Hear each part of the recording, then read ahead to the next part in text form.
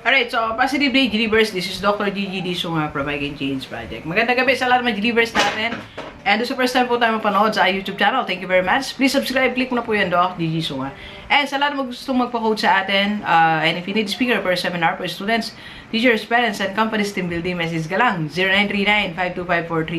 0939-525-4311 or sa aking FB page. Alright, so, bago mag-abroad, okay? So, make sure you have this 3 things, okay? So, nagawa mo muna yung 3 bagay na yan bago ka mag-abroad, okay? So, wag mong gawin tong bagay na to pag nandiyan ka na o kaya nakabalik ka na, nakailang balik ka na bago mag-abroad. Yung pa-flight ka na bago ka mag-flight, okay? Di ba may, anong tawag doon? PDOS ba yun? So, eto naman, requirements. 3 requirements bago ka mag-abroad.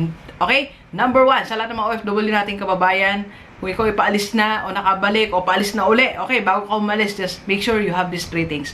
Number 1, make sure you have 1 life insurance. Actually, nabasa ko to sa FB ni Sir Jason Solomon. Hi, Sir Jason. So, I suggest you get Sun Life 3-in-1. You get 1.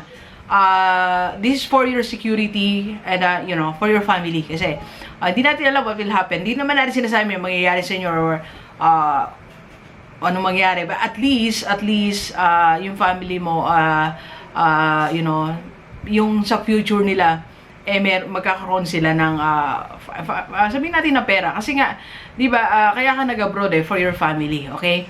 So, again, ulitin natin, wala naman tayo sinasabi na may mangyayari sa'yo dyan, if ever lang, okay? Ang dami na nating cases na nakita na gano'n, nag-abroad, di ba? May nangyaring di inaasahan, di ba? So, at least you have one life insurance, okay? That is Sun Life 3-in-1. Kung wala namang mangyari, congratulations, that's good, okay? So, at least meron kang investment, meron kang one investment. Kaya po siya 3-in-1 is life insurance, investment, and health. Alright? Health insurance. Okay. Second na dapat meron ka, you set up an investment bago ka umalis. Okay? So, ayusin mo na saan ka maghulog ng investment. Okay? So, magko-corporate stocks ka ba? Mag-UITF ka? Anong gagawin mo investment? Dapat naka-set up na para pagka yung mga pera mo dyan sa abroad, okay, alam mo na agad, first month pa lang, meron ka ng pang-invest. Hindi yung, saan na lang ako mag-invest, Doc G, pagka nagawa na yung bahay namin, nakabili na akong gano'n. Alam nyo, pag hinintay mo yan talaga, pauwi ka na, pabalik-balik 10 years, wala ka pa investment. Alright? So, ang suggestion ko, pwede kang mag-start sa IMG, okay? IMG Mutual Funds and Kaiser, alright? So, you can start it. Message mo ko, connect kita kay Ma'am Laura or Ma'am Joyce. Para, kumbaga, inano mo na, nakalatag na siya. So, pag nag-work ka dyan sa abroad, hulugan mo na lang siya. Diba? Kaiser is for your health and for investment din. Meron din IMG na mutual funds as your investment. Okay? And third thing na dapat mong gawin bago ka mag-abroad is, you need to have a meeting with your family.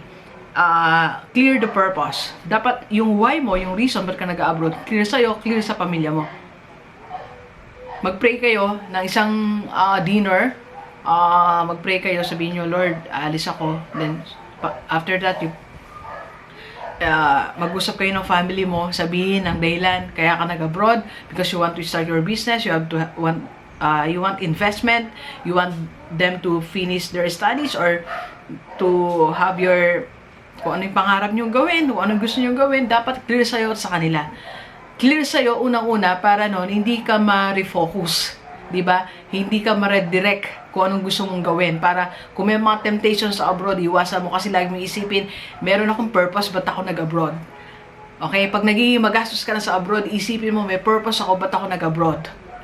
Okay? Pag nandiyan na yung barkada, meron ka na ibang gustong gawin, may iba ka na gustong maging priority, gigisingin mo yung sarili mo sa reality. Sasabihin mo, I have my own purpose.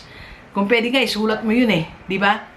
At yung pamilya mo naman dito sa Pilipinas, dapat alam din nila yung purpose.